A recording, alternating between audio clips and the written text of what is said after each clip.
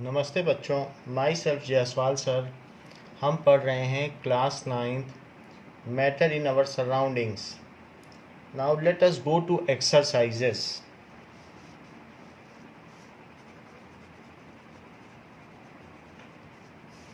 Page number 12। Convert the following temperature to Celsius scale.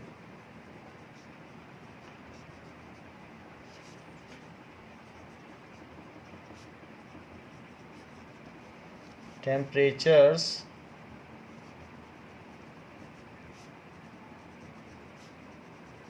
into Celsius scale.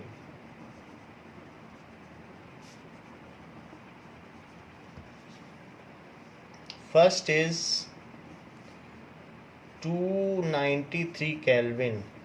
So 293 Kelvin, and second is 470 Kelvin. इसको Celsius में बदलना है. Now we know that Kelvin is equals to degree Celsius plus 273. सो जो kelvin की value है वो kelvin की जगह रख दी जाए, विदाउट के लिखे. सो 293 is equals to degree Celsius plus 273. 273 इधर आ जाएगा तो नेगेटिव में आएगा और राइट हैंड साइड में डिग्री सेल्सियस बना रहेगा, तो इसको सब्ट्रैक्ट करें. So it is equals to 20 degree Celsius. तो इससे क्या पता चलता है कि 293 Kelvin is equals to 20 degree Celsius. Now B part. We know that Kelvin is equals to degree Celsius plus 273. This is interrelation between Kelvin and degree Celsius. This is the formula for changing Kelvin into degree Celsius or degree Celsius into Kelvin. So interconversion formula है ये. अब ये 470 kelvin है तो सिर्फ 470 लिखे kelvin की जगह, प्लस 273 इधर ले आइए. So 470 minus 273 it is equals to degree Celsius. So अब यहाँ पर इसको सब्ट्रैक्ट कर लें तो 200 दैट इज़ 470 में से 273 सब्ट्रैक्ट करें तो यहाँ पर 7 बचेगा, यहाँ 9 आ जाएगा और ये 1. सो सब्ट्रैक्ट करने से क्या आ गया, 197. सो 470 केल्विन किसके इक्वल हो गया, 197 डिग्री सेल्सियस. तो कंक्लूडिंग स्टेटमेंट अवश्य लिखें. Second question, convert the following temperatures to Kelvin scale. Convert the following temperature to Kelvin scale. आपकी बुक में केल्विन का के कैपिटल में लिखा है तो आप भी कैपिटल में ही लिख दें. सो केल्विन को इन्होंने कैपिटल में दिया हुआ है, तो इसको केल्विन स्केल. केल्विन स्केल जो पिछले वीडियोस हैं उसमें मैंने के स्मॉल कराया है तो उसको अमेंड कर लें. पहला है 25 डिग्री सेल्सियस और दूसरा है 373 डिग्री सेल्सियस, तो इसको केल्विन में बदलना है. Now first part, we know that Kelvin is equals to degree Celsius plus 273. तो जो डिग्री सेल्सियस है उसकी जगह उसकी वैल्यू डाल दें 25 प्लस 273 और इन दोनों को ऐड कर दें. So it becomes as 298. तो के की वैल्यू ये आ गई 298. अब उसको कंक्लूड कर दें कि 25 degree Celsius is 298 kelvin. Second part, we know that K is degree Celsius plus 273. This is the interconversion relation between Kelvin and degree Celsius, where Kelvin and degree Celsius both are unit of temperature. So 373 को आप degree Celsius की जगह लिख लें और kelvin निकाल लें. देखो 336 और 7 7 14 और 3 + 2 5 और 1 कैरी. So this is 6. तो 6 46 हो गया. सो ये केल्विन आ गया. तो यानी कि 373 degree Celsius is equals to 646 Kelvin. तो ये दोनों आपके आंसर हो गए. नाउ थर्ड क्वेश्चन पूछा गया है, give reasons for the following observation.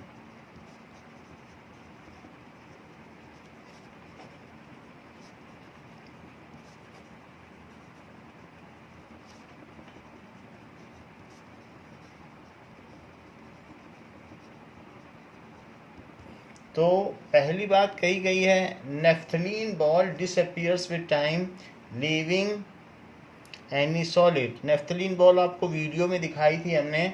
So naphthalene ball जो वॉशरूम में पड़ी रहती है, टॉयलेट्स में या जो सिंक में पड़ी रहती है, वो नेफ्थलीन बॉल्स होती है. सो ball disappears. So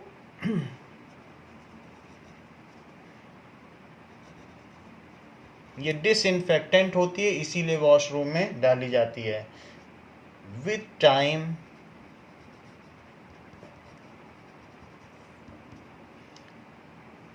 without leaving any solid. Without leaving any solid. तो ऐसा क्यों होता है कि नेफ्थलीन बॉल थोड़े दिनों बाद वो चाहे आप कपड़ों में भी रखते हो तो वो छोटी हो जाती है, डिसअपियर हो जाती है. तो ऐसा क्यों होता है? Now naphthalene ball is volatile. ये मतलब वेपराइजेबल है.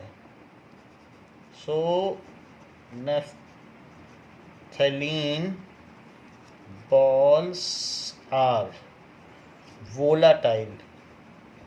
वोलाटाइल का क्या मतलब होता है? वाष्पीकृत हो जाता है, यानी वेपर्स में बदल जाता है, vaporisable. It directly converts from solid into vapours. It sublimates. Sublimates का क्या मतलब है? That is directly converts from solid into vapors. So it disappears with time. So it disappears. Kapoor को ही आप ऐसे खुला छोड़ दो तो आप देखोगे उसकी स्मेल से पूरा घर भर जाएगा और कपूर गायब हो जाएगा जिस डिब्बी को खुला छोड़ोगे. So it disappears with time. समय के साथ ये डिसअपियर हो जाता है. Leaving any traces. पीछे कुछ भी नहीं छोड़ जाता. Leaving any traces of solids. सारा सॉलिड वेपर में बदल जाता है. जैसे हमने ड्राई आइस को देखा था, अपने आप ही वो गायब हो जाती है. तो उसी तरीके से नेफ्थलीन बॉल भी वही काम करती है, सब्लिमेट हो जाती है. इसका सेकंड पार्ट पूछा गया है कि we can get the smell of perfume sitting several metres away. We can get the smell of perfume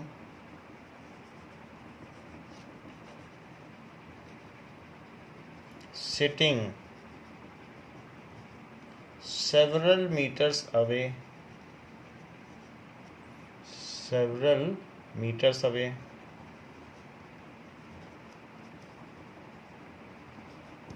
तो ऐसा क्यों होता है? So smell of perfume, smell of perfume होती है तो वो क्या है?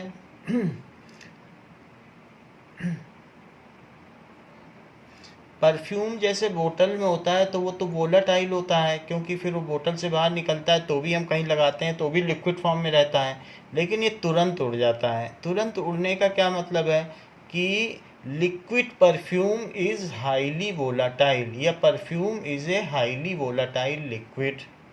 तो इसका आंसर क्या हुआ कि परफ्यूम कहीं लगा है तो उस कमरे में बैठे सभी लोगों को महक आ जाएगी। ऐसा क्यों होता है? Perfume is a highly volatile liquid,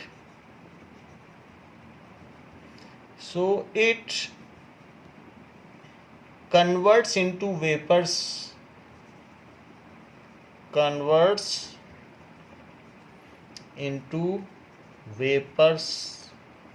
in no time।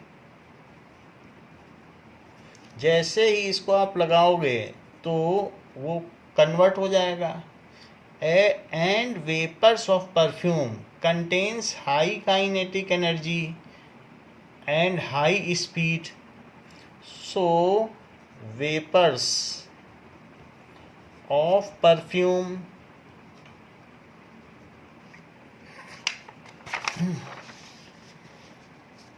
have high kinetic energy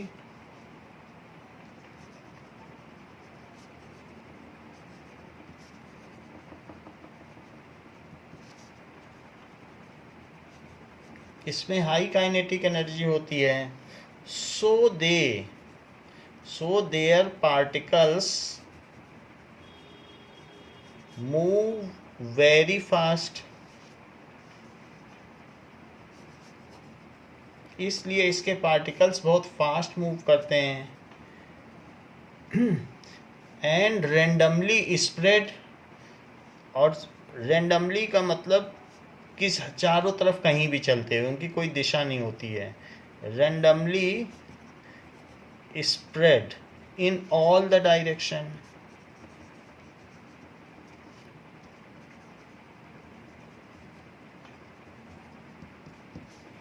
ठीक है। These vapours when go in our nostril then it is sensed by our olfactory sensors. हमारी जो नाक है उसमें नर्व्स होती हैं, तो वो क्या करती हैं, उसको पहचान लेती हैं, डिटेक्ट कर लेती हैं as a smell of perfume.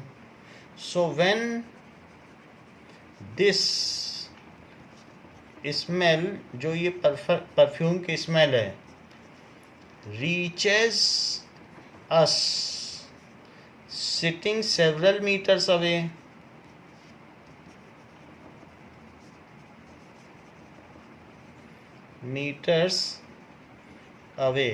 then it is detected by our olfactory nerves। जो हमारी नाक में नर्व्स होती हैं जो स्मेल को महसूस करती हैं उनको ऑलफैक्टरी नर्व्स कहते हैं। तो वैसे ही जैसे हमारे आँखों की नर्व्स को, जो आँखों से जो देखती हैं उनको ऑप्टिक नर्व्स कहते हैं, तो उसी तरीके से जो सूंघती हैं उनको ऑलफैक्टरी नर्व्स कहते हैं। When this smell reaches us several meters away, then it is detected by our senses as perfume, smell of perfume। Then it is detected by our olfactory nerves as smell of perfume. तो उसको हम महसूस कर लेते हैं। इसका सीधा reason है कि इसके वेपर्स बहुत तेज़ चलते हैं और चारों तरफ फैल जाते हैं। जब ये हमारी नाक में जाते हैं तो हमारी नर्व्स इनको पिकअप कर लेती हैं और उसे परफ्यूम की स्मेल के तौर पर बता देती हैं। Now fourth question, arrange the following substance in increasing order of force of attraction between particles. Arrange the following substance in increasing order of force of attraction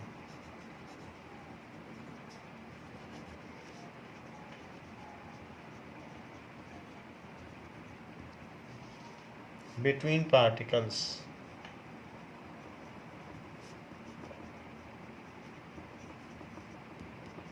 सो किसमें फोर्स ऑफ अट्रैक्शन ज़्यादा है और ज़्यादा है और ज़्यादा है, उस ऑर्डर में हमें लिखना है, यानी सबसे कम से सबसे ज़्यादा की ओर। तीन चीज़ें दी गई हैं, वाटर, शुगर, ऑक्सीजन। वाटर और शुगर एंड ऑक्सीजन सबसे ज़्यादा किस में होगा उसे सबसे बाद में लिखना है, और सबसे कम किस में होगा उसे सबसे पहले लिखना है। तो इसका आंसर है ऑक्सीजन में सबसे कम होगा, क्योंकि गैस के बीच में फोर्स ऑफ अट्रैक्शन बहुत कम होता है, तभी तो वो रेंडमली मूव करते हैं। उससे ज़्यादा ये जिधर की ओर आपने दरवाज़ा खोल दिया इसका मतलब वो बड़ा है, उससे ज़्यादा। और जिधर दरवाज़ा बंद है, गरीब के लिए दरवाज़ा बंद और बड़े के लिए, अमीर के लिए दरवाज़ा खुला। तो ऑक्सीजन से ज़्यादा किस में हुआ? वाटर में फोर्स। और वाटर से ज़्यादा किस में हुआ? शुगर। और इसके नीचे एरो लगा दीजिए जिससे पता चल जाए कि फोर्स ऑफ अट्रैक्शन इस दिशा में बढ़ता हुआ, force of attraction. So this is the order arrangement of various matters in order of increase in force of attraction. Fifth question दिया है, what is the physical state of water?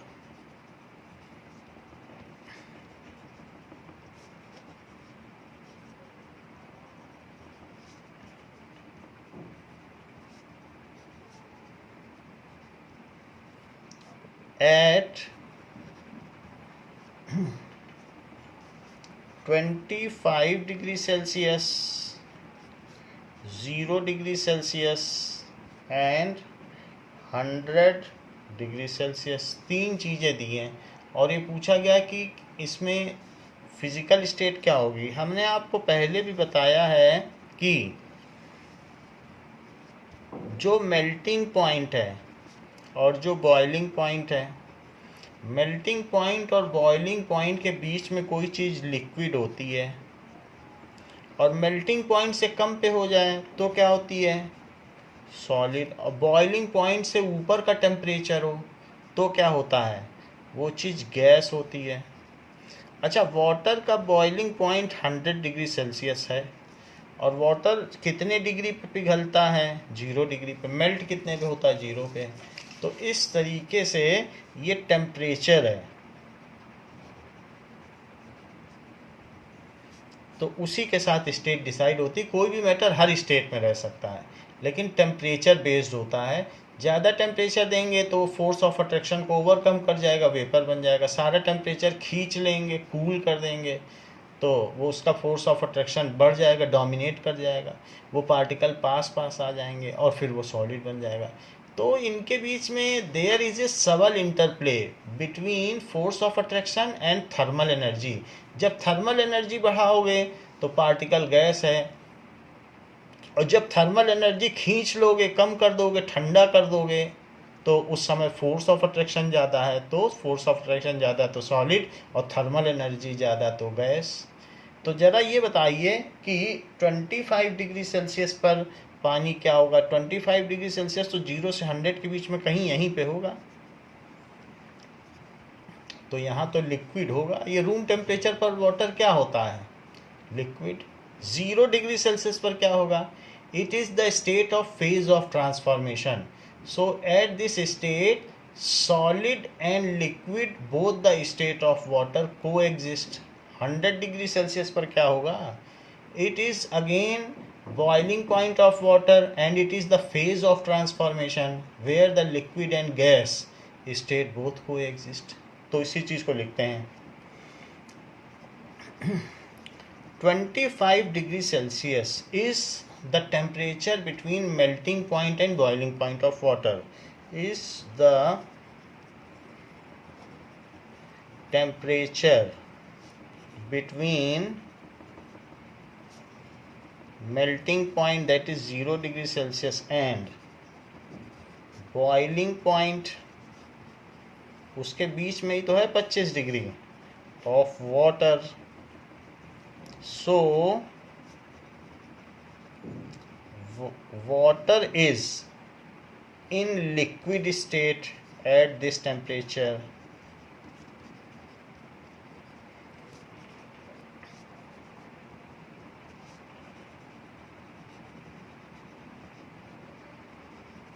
तो इस temperature पर ये लिक्विड स्टेट में होगा. Second देखो,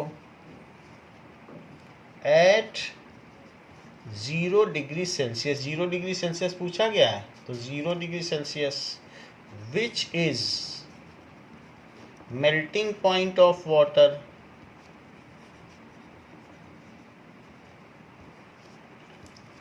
and is also a state of phase of transformation, and is also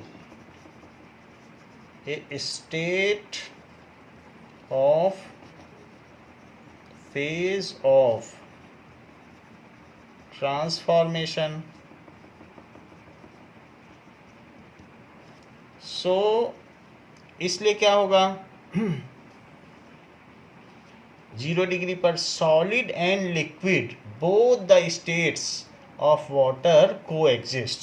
So solid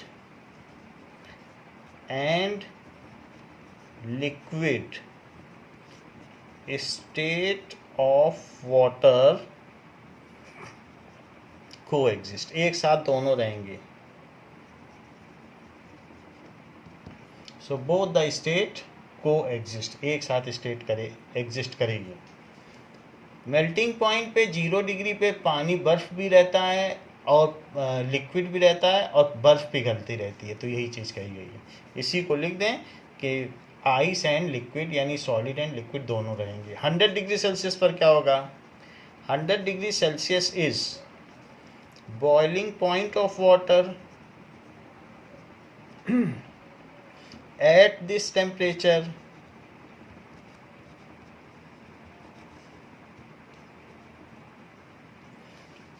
liquid and gas, both the state of water coexist. Liquid and gas, both the states of water coexist. दोनों एक साथ exist करेंगे. अगला question पूछा गया है कि give 2 reasons to justify. तो 2 रीजन पूछे गए हैं जस्टिफाई करने के लिए. Give 2 reasons to justify. 6th question,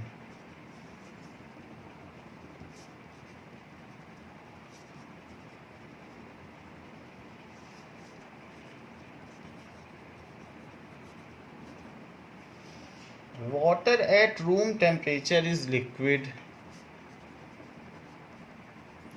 Water at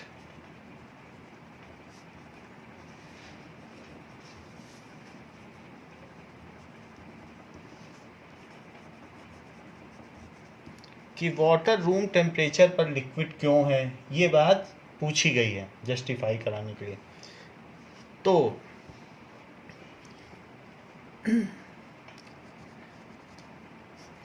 so water at room temperature पर लिक्विड क्यों है,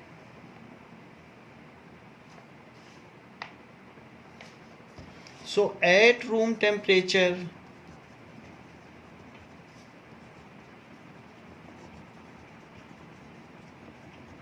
देखिए, at room temperature water has no fixed shape. उसका कोई फिक्स्ड शेप नहीं होता है वाटर का, जिस बर्तन में रखो उसी जैसा हो जाता. बट फिक्स्ड वॉल्यूम, हाँ जितना पानी है या जितनी चाय है उतनी ही रहेगी, बट फिक्स्ड वॉल्यूम, शेप तो नहीं होता है बट लेकिन जितनी जो चीज़ है उतनी रहेगी। It also has the property of fluidity, the property of fluidity, ये फ्लो कर सकता है। और ये सब किसकी प्रॉपर्टी हैं? These are the properties of liquid. So ये सारी प्रॉपर्टी हैं, so it is called liquid. तो आपको ये तो नहीं देखने चाहोगे कोई भी चीज़ की भाई लिक्विड है, आपसे पूछा जाएगा तो आप हमसे पूछोगे कि मेल्टिंग पॉइंट बताइए, बॉइलिंग पॉइंट बताइए। सिर्फ यही तो देखोगे कि ये बह रहा है और ये हिल डुल रहा है, जिस बर्तन में रखो वैसा हो जा रहा है। तो ऐसा ये सारी प्रॉपर्टीज़ लिक्विड की होती हैं। तो हम भाई देख के इस चीज़ को बता सकते हैं भाई। ऑब्जर्वेशन एक रिक्शे वाला बता देगा, उसको मालूम भी नहीं है कि वाटर का मेल्टिंग पॉइंट बॉइलिंग पॉइंट क्या है। तो आपसे पूछा गया है वो लिक्विड क्यों है। एक तो रीज़न आप ये दे सकते हो कि room temperature lies between melting point and boiling point, so it is liquid. कोई भी चीज़ अगर मेल्टिंग पॉइंट और बॉइलिंग पॉइंट के बीच में होती है तो लिक्विड होती है। एक तो ये रीज़न है। लेकिन बाई ऑब्जर्वेशन आप कैसे बताओगे? वो फ्लो कर सके, उसका कोई फिक्स्ड शेप ना हो और जितना वॉल्यूम है वो फिक्स्ड हो, तो लिक्विड है। So water is liquid at room temperature.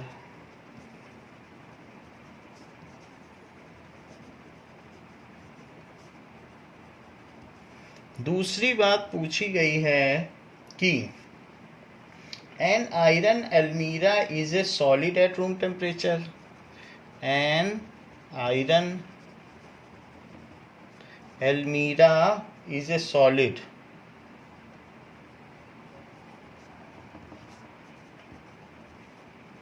at room temperature.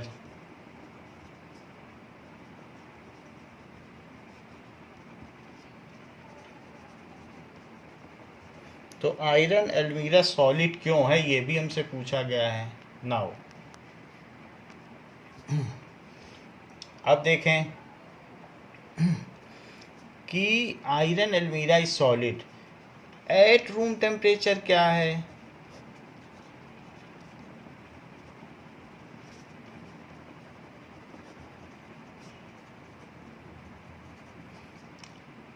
Iron almirah has fixed shape, definite size and definite well-defined boundary.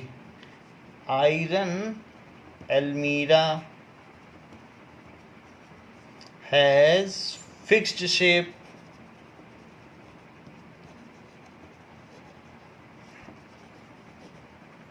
definite volume, उसका जितनी जगह वो घेरती है उतना जगह है, and definite boundary.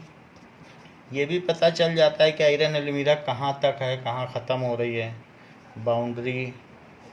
It is also rigid, अगर दबाओगे तो दबेगी नहीं, उसका शेप नहीं चेंज होगा। ऑल्सो रिजिड एंड इनकम्प्रेसिबल, उसको वॉल्यूम को कम भी नहीं कर सकते हो।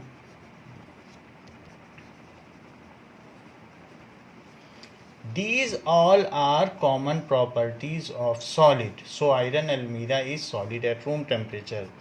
These all are common या basic properties of solid. So iron almirah is a solid. So iron almirah is a solid at room temperature. वैसे मैं बता दूं 1535 डिग्री सेल्सियस तक अगर टेम्परेचर ले जाया जाए तो आयरन को मेल्ट किया जा सकता है, पिघलाया जा सकता है। तो लेकिन रूम टेम्परेचर तो 25 डिग्री सेल्सियस है और वो मेल्टिंग पॉइंट से काफ़ी नीचे है, तो इसलिए भी वो सॉलिड है। लेकिन हमको प्रॉपर्टीज़ के बेसिस पे बताना है। Now why is ice at 273 Kelvin more effective in cooling more effective in cooling than water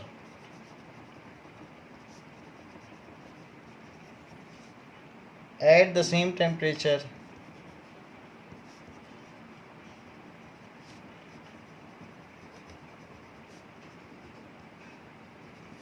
तो ice is more effective in cooling than water at same temperature. तो इसका रीजन पूछा गया, ऐसा क्यों? देखिए,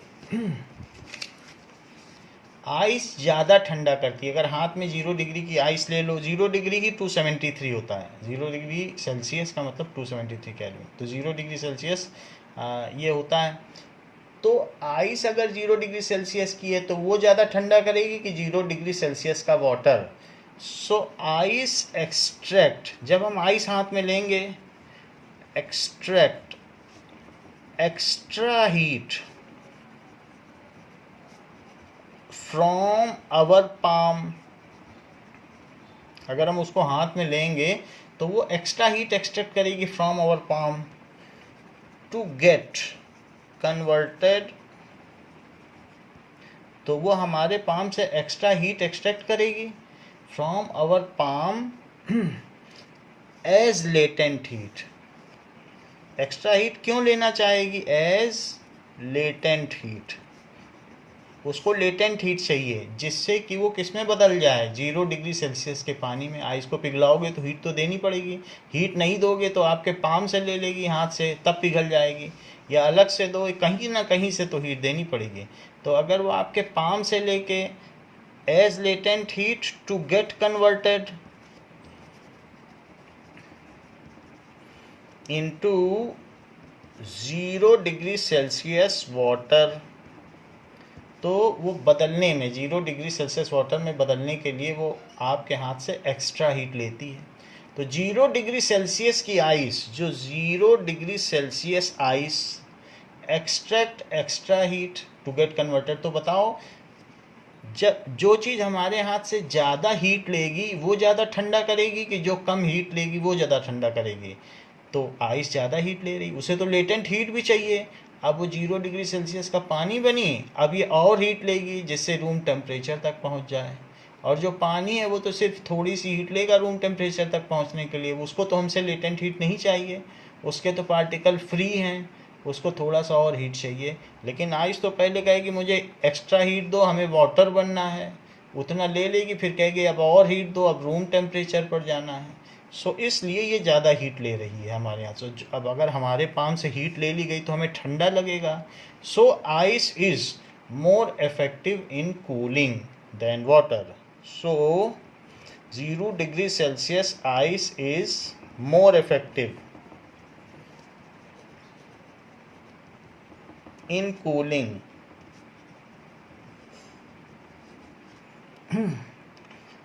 than water at 0 degree Celsius. ये चीज़ है। फिर पूछा गया है 8th क्वेश्चन में कि what produce more severe burns? What produce more severe burn? किससे ज़्यादा खतरनाक जलन हो सकती है, बर्न? बॉइलिंग वाटर और स्टीम? बॉइलिंग वाटर और स्टीम, तो किससे ज़्यादा जलन हो सकती है? सो देखिए, स्टीम कंटेन्स, स्टीम के पास लेटेंट हीट भी होती है। बॉइलिंग वाटर को बहुत देर गर्म करोगे तब स्टीम बनेगी, तो बहुत हीट देने पे तब स्टीम बनती है। तो वो सारी हीट जो हमने बॉइलिंग वाटर को दी है वो अब स्टीम के पास आ गई, क्योंकि उसने सारे बॉन्ड तोड़ दिए, बहुत हीट दी, तब वो स्टीम बन पाई। तो स्टीम ज़्यादा खतरनाक है। Steam contains extra heat as latent heat. हमने दी थी ना पानी को, बॉइलिंग वाटर को, तभी तो स्टीम बनी, तो इसके पास लेटेंट हीट भी है। Steam contains extra heat as latent heat.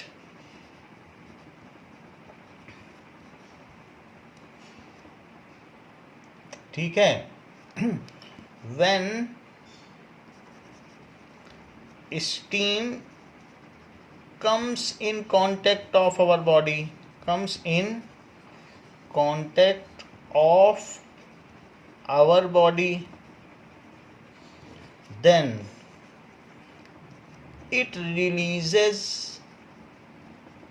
जब वो हमारी बॉडी के कांटेक्ट में आती है तो उसके पास जो लेटेंट हीट है वो हमारी बॉडी में रिलीज़ करके तब वो 100 डिग्री सेल्सियस का बॉइलिंग वाटर बनाती है। अगर स्टीम से सारी लेटेंट हीट छीन लो तो उसके पार्टिकल को मजबूरन 100 डिग्री का बॉइलिंग वाटर बनना पड़ेगा, क्योंकि बॉइलिंग वाटर को हमने हीट दी थी तब वो स्टीम बनी थी। वही हीट वापस ले लो तो वो 100 डिग्री का बॉइलिंग वाटर बनेगी। So it releases it's latent heat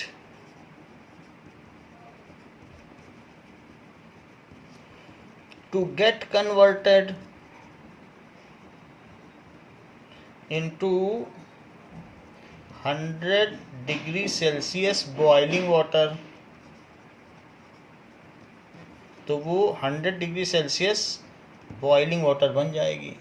तो वो इतनी जो हीट रिलीज करेगी तब तक तो हमें बहुत जला चुकी होगी, और अभी तो बॉइलिंग वाटर बनी है। बॉइलिंग वाटर भी रूम टेम्परेचर तक आते तो बहुत जलाएगा। तो बताओ किसने ज़्यादा जलाया? स्टीम ने, क्योंकि स्टीम ने लेटेंट हीट छोड़ी, उससे भी जलाया, और अब रूम टेम्परेचर तक आएगी जो बॉइलिंग वाटर, उससे भी जलाएगी। सो स्टीम प्रोड्यूसेस या causes more severe burn than boiling water। So steam produces more severe burn than boiling water।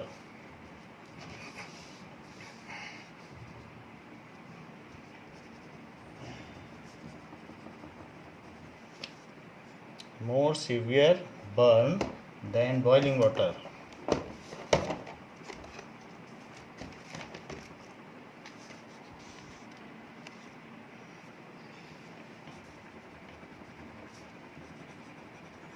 then boiling water। सो ये ज़्यादा सीवियर बर्न प्रोड्यूस करती है। अब देखें 9th क्वेश्चन। 9th क्वेश्चन में कहा है name A B C D and E. Name A B C D and E.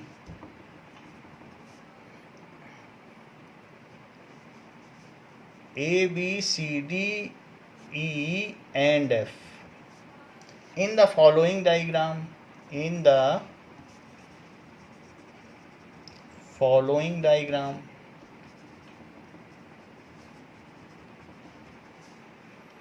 showing change in the state, showing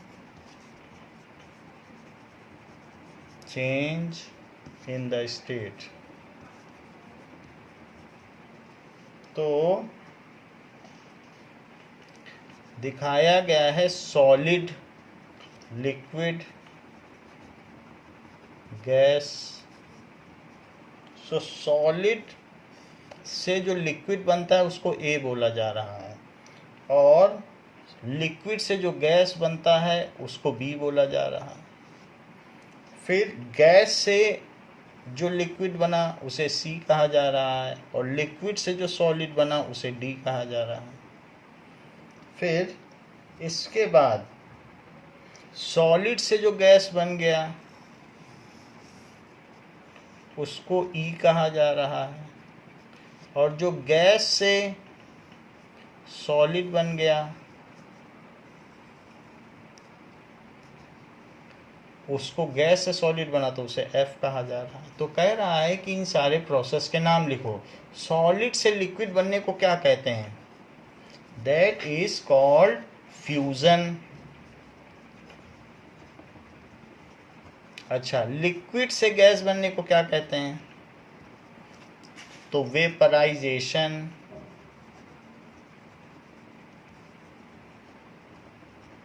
C, gas से लिक्विड बनने को क्या कहते हैं? कंडेंसेशन, उसको कंडेंसेशन कहेंगे। डी, लिक्विड से सॉलिड बनने को क्या कहेंगे?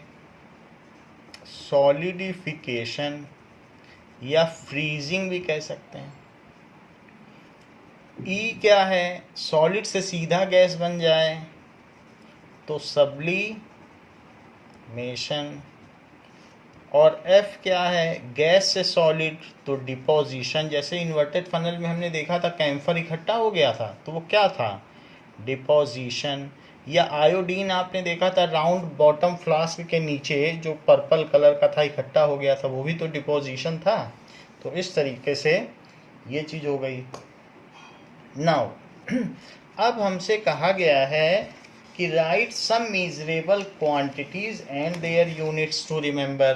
बुक में दिया गया है कि कुछ क्वांटिटी हैं और उनकी यूनिट, तो उनको हमें मीज़र करना है, मेजरेबल क्वांटिटीज। तो देखते हैं। So what are the physical quantities जिनसे हम डे टू डे एनकाउंटर करते हैं? सो क्वांटिटीज, क्वांटिटी जो भी है और उसकी यूनिट क्या है और उसका सिंबल क्या है। क्वांटिटी है टेम्परेचर, तो टेम्परेचर की यूनिट है केल्विन। देखिए यहाँ पर बुक ने स्मॉल के लिखा है, वास्तव में स्मॉल के ही होना चाहिए, लेकिन कहीं कहीं बुक में मिसप्रिंट है, वहाँ कैपिटल के लिख दिया गया है, तो वो बुक का मिसप्रिंट समझिए। कभी भी कोई यूनिट अगर पूरी लिखी जाती है तो स्मॉल लेटर में ही लिखा जाना चाहिए, और सिंबल होगा तो कैपिटल। तो टेम्परेचर की यूनिट केल्विन और ये के। लेंथ को किस में मीज़र करोगे? तो मीटर में, और इसको सिंबल है एम, 2 मीटर तो 2m। किसी भी कपड़े की लेंथ अगर 2m है तो 2 मीटर बोला जाए। मास, आलू खरीदने जाते हैं तो कितने वजन का लाते हैं? सो मास को किस में मीज़र करोगे? किलोग्राम। तो किलोग्राम में के स्मॉलर रहेगा और जी केजी। वेट, तो वेट किसी भी चीज़ का क्या होता है? जब जैसे 1 किलो की चीज़ है तो 1 किलो में 9.8 से मल्टीप्लाई कर दो, यानी जो ग्रेविटी उसको पुल करती है, खींचती है अपनी तरफ, तो वो वेट होता है। तो कोई भी वेट है यानी अर्थ का जो पुल है, फोर्स लग रहा है, उसको वेट कहते हैं। अर्थ अपनी ओर जिस फोर्स से किसी चीज़ को खींचती है वो उसका वेट कहलाता है। तो ये आगे के चैप्टर्स में फिजिक्स में हम पढ़ेंगे कि वेट क्या है और इसको मीज़र करने की यूनिट क्या है। तो वेट की यूनिट दी गई है न्यूटन, तो वो भी स्मॉल में लिखा जाएगा। कोई भी नाम होगा किसी साइंटिस्ट का तो स्मॉल में ही लिखना है। और that is N. So it is downward pull on any substance due to gravity, earth की वजह से है, और इसका जो मेजरिंग यूनिट है वो न्यूटन है। डेंसिटी, किसी भी चीज़ की डेंसिटी कैसे आप करोगे? तो डेंसिटी है किलोग्राम पर मीटर क्यूब, किलोग्राम पर मीटर क्यूब। या ये भी कह सकते हो स्मॉल के केजी पर मीटर क्यूब, जिसको हम लोगों ने देखा हुआ है। डेंसिटी, वॉल्यूम किस में पता करते हो? वॉल्यूम आप जानते हो क्या होता है? LBH से निकालते हैं, किसी क्यूब का भी वॉल्यूम निकाल सकते हैं। तो इसकी यूनिट है क्यूबिक मीटर, यानी m के ऊपर 3 की पावर। क्यूबिक मीटर यानी मीटर क्यूब, इसी चीज़ को कहते हैं क्यूबिक मीटर। अगर 2 होता तो स्क्वायर मीटर, ऐसे मीटर स्क्वायर ऐसे होता है। प्रेशर, वैसे प्रेशर क्या होता है, किसी भी चीज़ पे हम लोग कहते हैं प्रेशर लगाया जाए, फोर्स पर यूनिट एरिया, किसी चीज़ पे जो फोर्स लगाओ और अपॉन एरिया।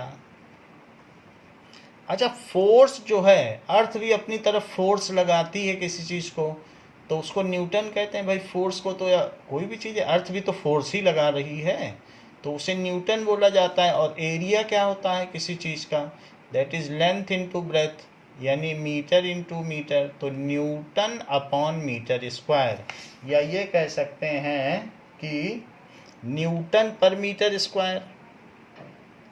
तो वैसे न्यूटन पर मीटर स्क्वायर भी है, लेकिन किसी साइंटिस्ट के नाम पर इसको पास्कल भी कहा गया है, पास्कल, और इसको बोला जाएगा PA, पास्कल।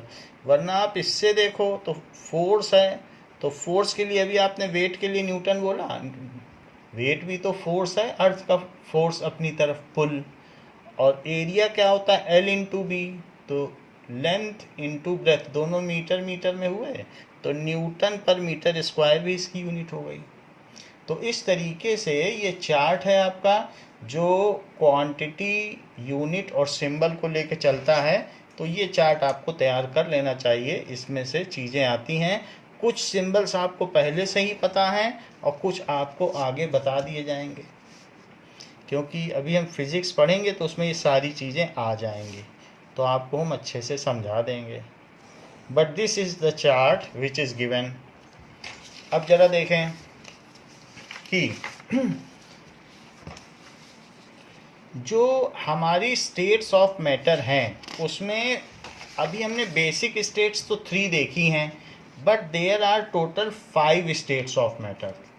तो 3 से ज़्यादा भी स्टेट हैं, और 2 कौन सी हैं तो वो देख लें। सो स्टेट्स ऑफ मैटर क्या क्या हैं? States of matter: solid, liquid, gas, plasma state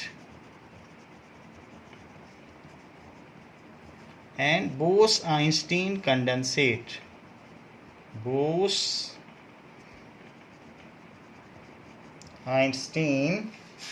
condensate.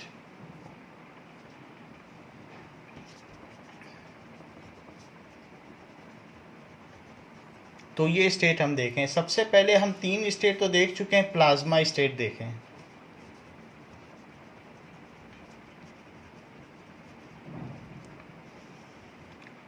देखिए, कोई भी मैटर जो बना है वो छोटे छोटे पार्टिकल से बना है।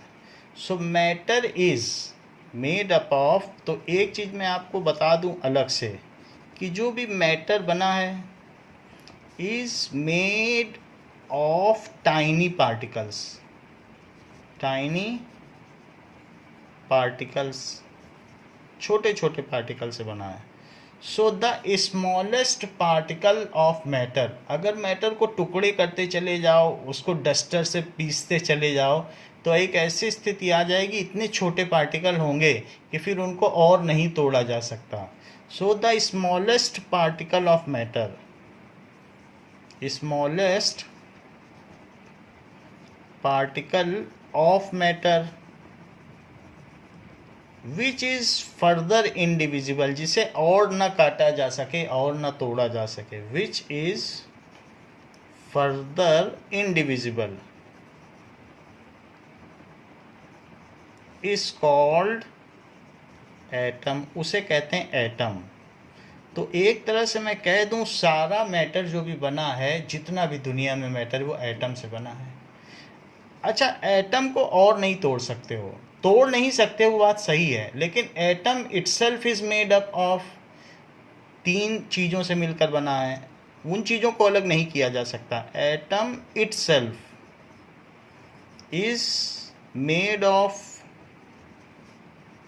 इलेक्ट्रॉन, इलेक्ट्रॉन निगेटिव होते हैं, चार्ज है इनका, प्रोटॉन, प्रोटॉन प्लस चार्ज होते हैं, एंड न्यूट्रॉन न्यूट्रल होते हैं, न्यूट्रॉन तो ज़ीरो चार्ज।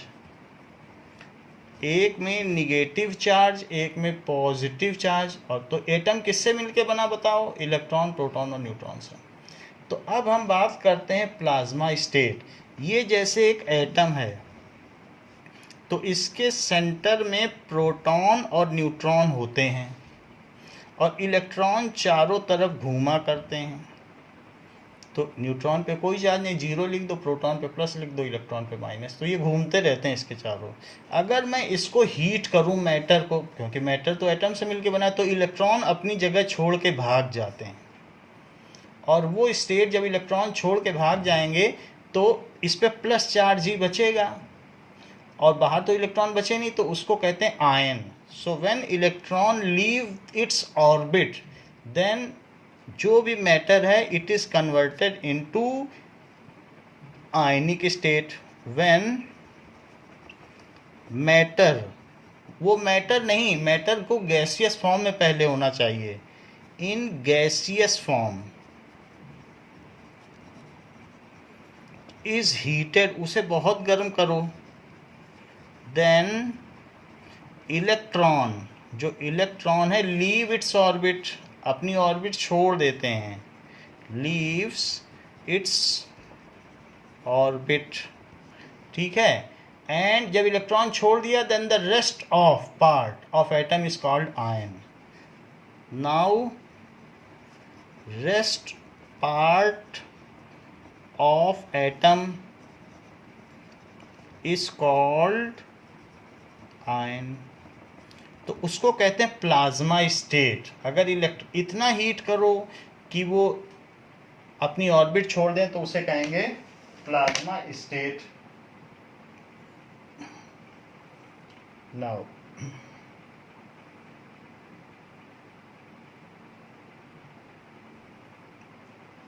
तो हम प्लाज्मा स्टेट के बारे में देखें।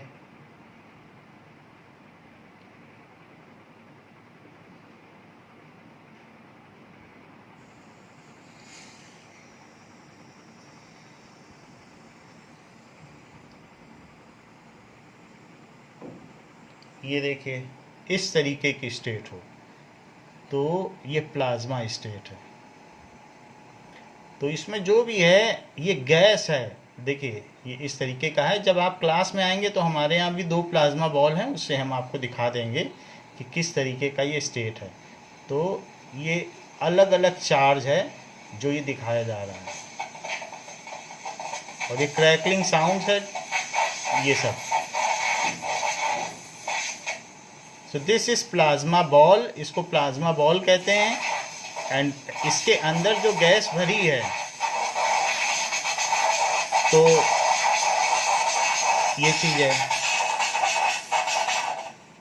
तो इसके अंदर जो गैस भरी है वो प्लाज्मा है और इस स्टेट को कहते हैं plasma state.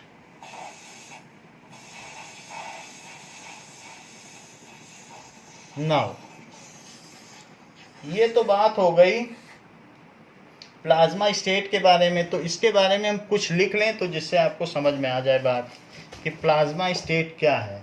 The state consist of, the state consist of, तो मैटर की 5 स्टेट हो गई। सुपर एनर्जेटिक पार्टिकल, गैस को भी गर्म कर दिया, इतना गर्म कर दिया कि इलेक्ट्रॉन ही भाग गए, और भाग गए तो बचा क्या? Ion. So state consist of super energetic and super excited particle.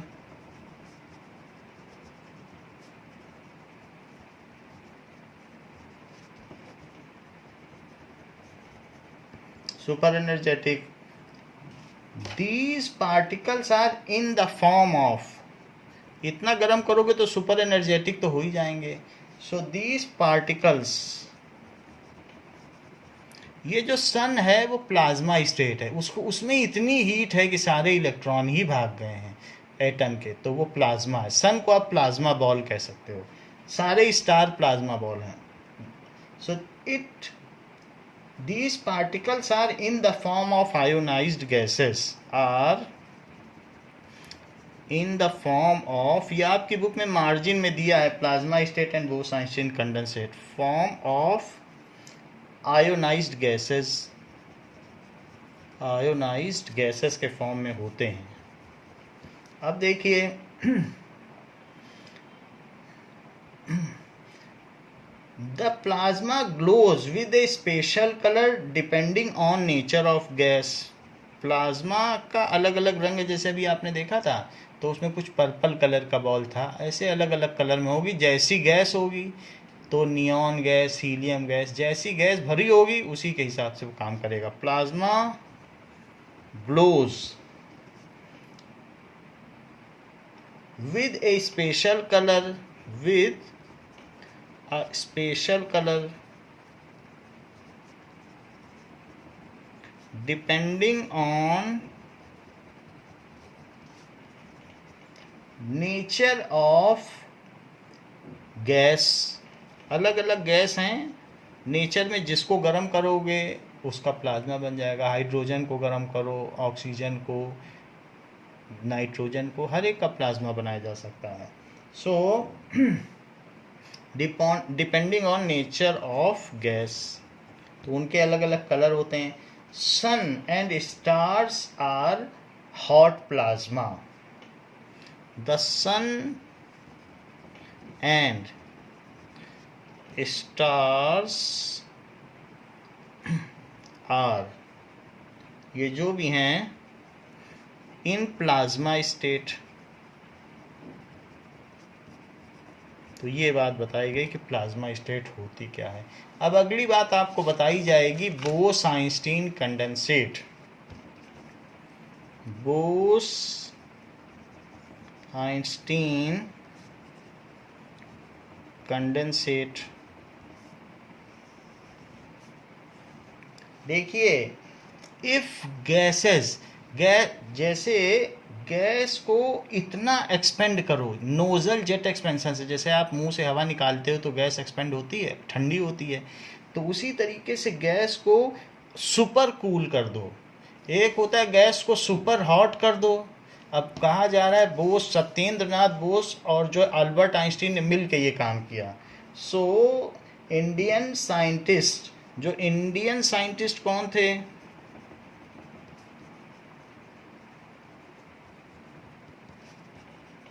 Satyendra Nath Bose and Albert Einstein.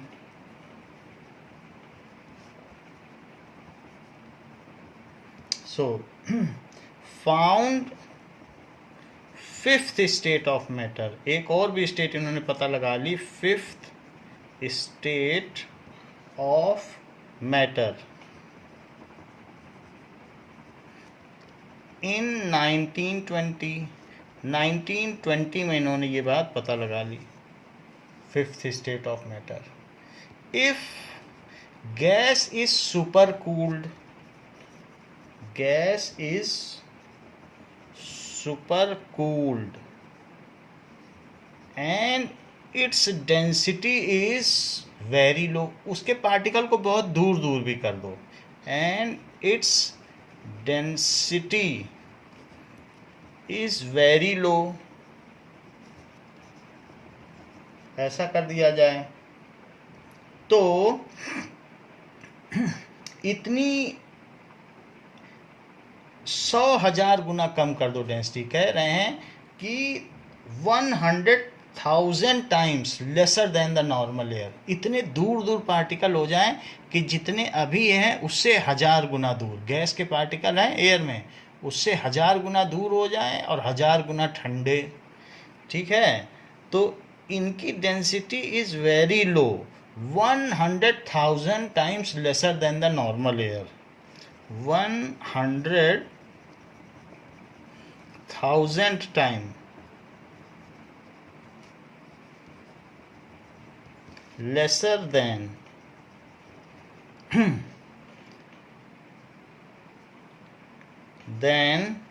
normal air। अगर ऐसा कर दिया जाए then, ये अगर कर दें then it forms Bose-Einstein condensate, then it is called condensate form of state of matter, या इसे कह सकते हैं कि बोस उन्होंने अपने नाम पर ही इस स्टेट का नाम दे दिया, आइंस्टीन कंडेंसेट।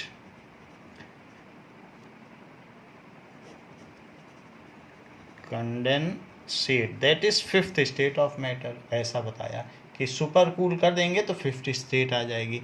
इसके बारे में हम 10th में पढ़ेंगे, इन दोनों स्टेट्स के बारे में वहाँ बहुत कुछ दिया है। अभी आपको थोड़ा सा बताया गया है जिससे ये पता रहे कि 5 स्टेट होती हैं। सो बच्चों, ये जो हमारा फर्स्ट चैप्टर है that is matter in our surrounding, ये पूरा हो गया है। इसके आगे नेक्स्ट चैप्टर हम अगले वीडियो में बताएंगे। थैंक यू बच्चों।